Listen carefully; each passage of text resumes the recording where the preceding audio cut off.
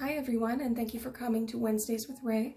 Today what we are going to go over is a little bit of color knitting. This is Latvian braid knitting in the round. It can also be done flat, but we're just going to go over it in the round today since that's how it's most commonly used. You will see this technique used a lot in hats, cowls, mittens, even socks or stockings. It's a really cool effect that looks complicated, but is actually pretty easy. It's one of those cool knitting things. What I like about this best is it gives such a great texture difference. You can see that it's a great 3D off the fabric texture, and you also have that horizontal aspect. And it forms these little arrow braids, and you can see I have one that points to the right and one that points to the left, and I'll show you how you can get that effect yourselves. With Latvian braid knitting, there is a setup row involved, even though it's really only a 2-row repeat to actually form that braid. I've gone ahead and done the setup row, which is simply to take my 2 colors and alternate knitting with each one on that setup row. You just do it as standard color knitting with those floats along the back. Once you're back to the beginning of your round, it's time to begin your Latvian braid.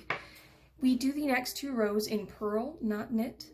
And unlike regular color knitting where we usually hold the yarn to the back of our work and float along the back, we're going to hold them to the front because that effect is achieved by having those floats along the front.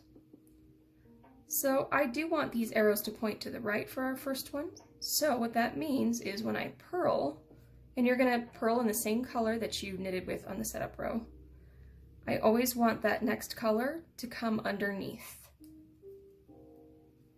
So that means rather than carry over the top, I'm going to purl by pulling it under, twisting it under that first color.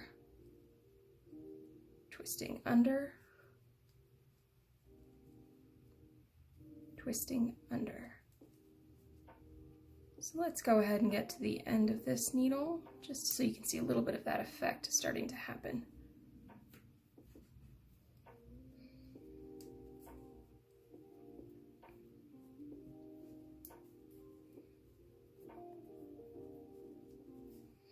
And as you're doing this and making these twists, what you're going to notice is that your yarn is getting very, very twisted.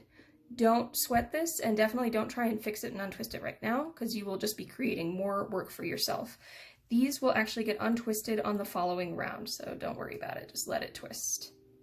So I've come to the end of my first row, and as you can very clearly see, the yarn is very, very twisted, but like I said, don't worry about it. It is going to untwist itself on this following row. So because we did want those arrows pointing to the right, we were twisting our yarns under each other this whole row. So now on the second row, we're going to do the opposite. With the exception of this first stitch of the round, we're going to draw it underneath just like we had been for that first stitch only. And we are still purling. Okay, so from here, instead of drawing under, I want to take my blue yarn and go over the top. And we're still just purling in the same color that we had the row before. Twisting around to go over the top of the last yarn. And as we're doing this, all of that twist that was in our yarns is untwisting itself now. And I'll get a few stitches in and show you how our braid is forming.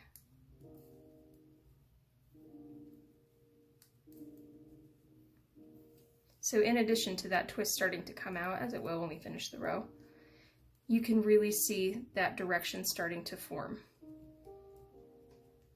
And you will have this purl bump at the top of your braid. The thickness of that braid will help to hide that, and it really just adds to the overall texture of the braid.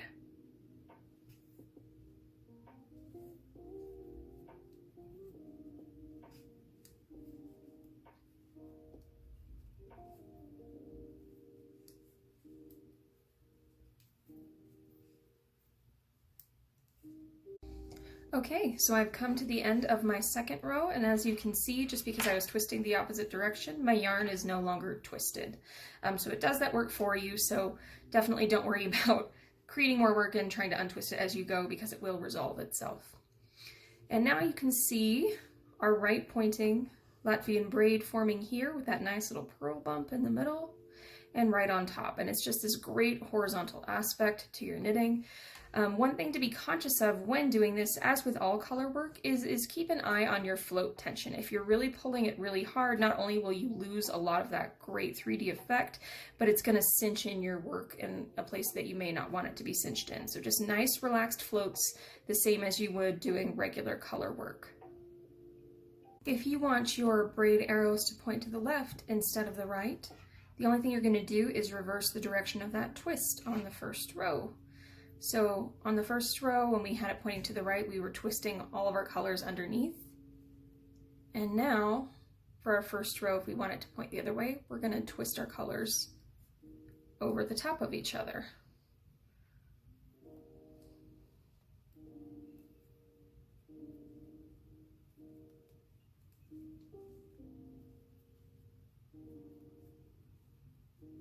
So I have finished row 1 for my left pointing braid, and as you can see, we have the same effect going. So you guessed it, what we're going to do for row 2 is the opposite of what we did on row 1, which is now we're going to twist it underneath.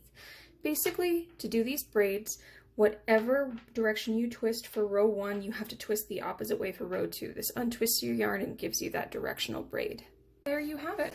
Latvian braiding knitting looks very complicated, but is actually very, very easy to accomplish. It's a great way to add a little bit of horizontal and textural flair to hats, mittens, and I hope you have fun trying it, and we'll see you next week.